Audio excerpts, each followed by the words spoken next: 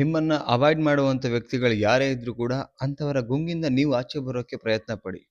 ಯಾಕೆಂದರೆ ಅವಾಯ್ಡ್ ಮಾಡೋಗಳ ವ್ಯಕ್ತಿಗಳ ಮಧ್ಯೆ ನೀವಿತ್ತು ಅಂತ ಹೇಳಿದ್ರೆ ನೀವಿದ್ದರೆ ನಿಮ್ಮನ್ನು ನೀವು ಕಳ್ಕೊಂಡ್ಬಿಡ್ತೀರಿ. ಓಕೆ. ಸೊ ಇವತ್ತಿನ ವಿಡಿಯೋದಲ್ಲಿ ನಿಮಗೆ 5 ಟಿಪ್ಸ್ನ ಶೇರ್ ಮಾಡ್ತೀನಿ. ಸೊ ಏನು ಅಂತ ನೋಡೋಣ. ಅದಕ್ಕಿಂತ ಮುಂಚೆ ಫಸ್ಟ್ ಟೈಮ್ ನಮ್ಮ ಚಾನಲ್ ನೋಡ್ತಾ ಇದ್ದಾರೆ ಸಬ್ಸ್ಕ್ರೈಬ್ ಮಾಡಿ, ಸಪೋರ್ಟ್ ಮಾಡಿ. ಆ್ಯಂಡ್ ಕೌನ್ಸಿಲಿಂಗ್ ಬೇಕು ಅಂದರೆ ಸ್ಕ್ರೀನ್ ಮೇಲೆ ನಂಬರ್ ಹಾಕಿರ್ತೀನಿ, ಕಾಂಟ್ಯಾಕ್ಟ್ ಮಾಡಿ.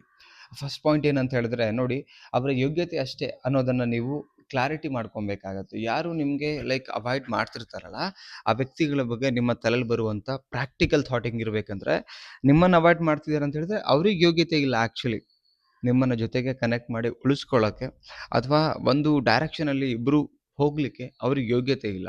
ಸೊ ಇದನ್ನು ಕ್ಲಾರಿಟಿಯಾಗಿ ನೀವು ತಿಳ್ಕೊಬೇಕಾಗತ್ತೆ. ಯೋಗ್ಯತೆ ಇಟ್ ಮೀನ್ಸ್ ಅವ್ರಿಗೆ ಎಬಿಲಿಟಿ ಇಲ್ಲ. ಎಬಿಲಿಟಿ ಇಲ್ದಿರೋ ವ್ಯಕ್ತಿಗಳಿಗೆ ನೀವು ಅಥವಾ ಆ ವ್ಯಕ್ತಿಗಳ ಗುಂಪಲ್ಲಿ ಸೇರ್ಕೊಳ್ಳೋದು ನಿಮ್ಮ ತಪ್ಪಾಗತ್ತೆ. ಸೊ ಹಾಗಾಗಿ ಆ ಗುಂಪನ್ನು ಬಿಟ್ಟು ನೀವು ಆಚೆ ಬನ್ನಿ. ಅವರೇ ಸರ್ವಸ್ವ, ಅವರು ನಿಮಗೆ ರೆಸ್ಪೆಕ್ಟ್ ಕೊಡದೆ ಹೋದ್ರು ಅವರೇ ಸರ್ವಸ್ವ, ಅವರೇ ಎಲ್ಲ ಅನ್ಕೊಂಬಿಟ್ಟು ಅಲ್ಲೇ ಉಳ್ಕೊಂಡ್ರೆ ನೀವು ಅಲ್ಲೇ ಉಳಿದು ಬಿಡ್ತೀರಿ. ನಿಮಗೆ ಮರ್ಯಾದೆ ಇಲ್ದಿರೋ ಜಾಗದಲ್ಲಿ ನೀವು ಬದುಕಿದ್ದು ಸತ್ತ ಹಾಗೆ ನನ್ನ ಪ್ರಕಾರ ಉಳ್ಕೊಂಡ್ಬಿಡಬೇಡಿ.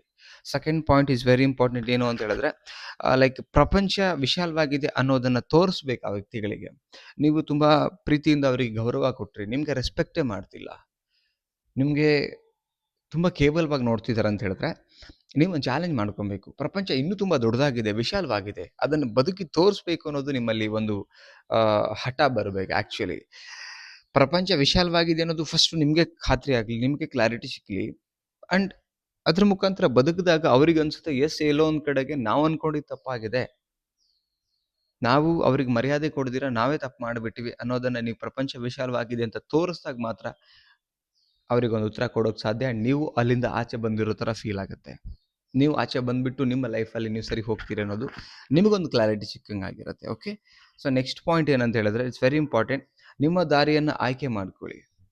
ಯಾವ ಜನ ನಿಮಗೆ, ಯಾವ ವ್ಯಕ್ತಿ ನಿಮಗೆ ರೆಸ್ಪೆಕ್ಟೇ ಮಾಡ್ತಿಲ್ಲ ಅಂದಮೇಲೆ ನಿಮ್ಮ ದಾರಿ ನೀವು ನೋಡ್ಕೊಳ್ಳಿ ಅಲ್ಲ, ಯಾವ ವೇನಲ್ಲಿ ನೀವು ಸಾಗಬೇಕು. ಈಗ ನಿಮಗೆ ಅವಾಯ್ಡ್ ಮಾಡೋ ಜನಗಳ ಮಧ್ಯೆ ಟೈಮ್ ಪಾಸ್ ಮಾಡಿಕೊಂಡು ಟೈಮ್ ವೇಸ್ಟ್ ಮಾಡ್ಕೊಂಡು ಅಲ್ಲೇ ಕೂರಬೇಕಾ, ಅಥವಾ ನಿಮ್ಮದೇ ಒಂದು ದಾರಿನ ಕ್ರಿಯೇಟ್ ಮಾಡಿಕೊಂಡು ನೀವು ಎಲ್ಲಿಗೆ ಹೋಗಬೇಕು ಅಂತ ಅಂದ್ಕೊಂಡಿದ್ದೀರಾ ಅಲ್ಲಿಗೆ ನಡ್ಕೊಂಡು ಹೋಗಬೇಕಾ? Because every second is missing ಅಂದಮೇಲೆ ಎವ್ರಿ ಸೆಕೆಂಡ್ ಮೂವ್ ಆಗ್ತಿದೆ. ನಿಮಗೆ ಸಿಕ್ಕಿರೋ 24 ಗಂಟೆ ಒಳಗಡೆ ನಿಮ್ಮದೇ ಸಮಯ ಇನ್ಯಾವುದೋ ಒಂದು ಕೋತಿಗಳ ಗುಂಪಲ್ಲಿ, ನರಿಗಳ ಗುಂಪಲ್ಲಿ, ನೀವು ಮರ್ಯಾದೆ ಕೊಡದೇ ಇರೋ ಗುಂಪಲ್ಲಿ ಕಳ್ಕೊಳ್ತಿದ್ದೀರಾ ಅಂದಮೇಲೆ ನಿಮ್ಮದೇ ಮಿಸ್ಟೇಕ್ಸ್ ಆಗುತ್ತೆ. ಅದನ್ನು ಬೇಗ ಅರ್ಥ ಮಾಡಿಕೊಂಡು ನಿಮ್ಮದೇ ಒಂದು ದಾರಿನಲ್ಲಿ ನಡೆಯೋಕ್ಕೆ ಶುರು ಮಾಡಿ. ಯಾವುದೇ ವ್ಯಕ್ತಿ ಇರ್ಬೋದು ಅಥವಾ ರಿಲೇಷನ್ಶಿಪ್ ಇರ್ಬೋದು, ಏನೇ ಇರ್ಬೋದು, ಮರ್ಯಾದೆ ಸಿಕ್ಕಿಲ್ಲ ಅಂದಮೇಲೆ ಕೊಟ್ಟಿಲ್ಲ ಅಂತ ಕೊರಗಬೇಡಿ, ಅವಾಯ್ಡ್ ಮಾಡ್ತಿದ್ದಾರೆ ಅಂತ ಜಗಳ ಮಾಡಬೇಡಿ. ಅವ್ರಿಗೆ ಬಿಟ್ಬಿಡ್ಬೇಕು. ನಮ್ಮ ದಾರಿನಲ್ಲಿ ನಾವು ನಡೆಯೋಕ್ಕೆ ಶುರು ಮಾಡಬೇಕು. ಅದು ಬುದ್ಧಿವಂತ ವ್ಯಕ್ತಿ ಒಂದು ಲಕ್ಷಣ ಅಂತ ಹೇಳ್ತೀವಿ ನಾವು. ಸೊ ನೆಕ್ಸ್ಟ್ ಪಾಯಿಂಟ್ ಏನು ಅಂತ ಹೇಳಿದ್ರೆ, ನಿಮ್ಮ ಬಗ್ಗೆ ಯೋಚಿಸೋಕ್ಕೆ ಶುರು ಮಾಡಿ. ನೀವೇನು ಮಾಡಬೇಕು? ಇರೋ 24 ಗಂಟೆ ಒಳಗಡೆ ಅವ್ರಿಗೋಸ್ಕರ ಬದುಕೋದಾ, ನಮಗೋಸ್ಕರ ಬದುಕೋದಾ, ಇದನ್ನು ನೀವು ಕೂತ್ಕೊಂಡು ಯೋಚನೆ ಮಾಡಿ. ಈ 24 ಗಂಟೆ ಒಳಗಡೆ ಹೇಗೆ ಬದುಕಬೇಕು, ಹೇಗಿರಬೇಕು, ಏನು ಮಾಡಬೇಕು, ಏನು ಮಾಡಬಾರ್ದು, ಎಲ್ಲಿಗೆ ಹೋಗಬೇಕು, ಎಲ್ಲಿಗೆ ಹೋಗಬಾರ್ದು, ಇದನ್ನೆಲ್ಲನೂ ಕೂಡ ನಿಮಗೆ ನೋಟ್ ಡೌನ್ ಇರಬೇಕು.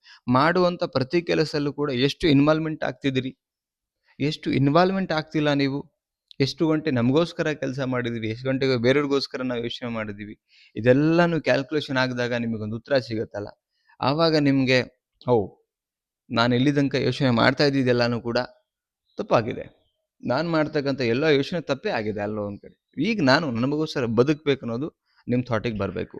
ಸೊ ಇಷ್ಟು ಕೂಡ ತುಂಬ ಮುಖ್ಯ ಆಗುತ್ತೆ. ಆವಾಗ ನೀವು ಅವ್ರ ಅವಾಯ್ಡ್ ಮಾಡುವಂಥ ಜನಗಳ ಗುಂಗಿಂದ ಆಚೆ ಬರೋಕ್ಕೆ ಸಾಧ್ಯ. ಇದಿಷ್ಟು ನಿಮ್ಮ ತಲೆಗೆ ಬರಬೇಕಾಗಿರ್ತಕ್ಕಂಥ ಮೇಜರ್ ವಿಚಾರಗಳಿವು. ಐ ಥಿಂಕ್ ವಿಡಿಯೋ ಅರ್ಥ ಆಗಿದೆ ಅಂತ ಅಂದ್ಕೊಂಡಿದ್ದೀನಿ ನಾನು. ಸೊ ಎಷ್ಟೋ ಜನ ಅವಾಯ್ಡ್ ಮಾಡ್ತಿದ್ದಾರೆ, ಸರ್ ನಮ್ಮನ್ನು ಮೊದಲಿನಾಗಿರೋಕೆ ಆಗ್ತಿಲ್ಲ ಅಂತ ಕಣ್ಣೀರು ಹಾಕ್ತಾರೆ, ಕೊರಗ್ತಾರೆ.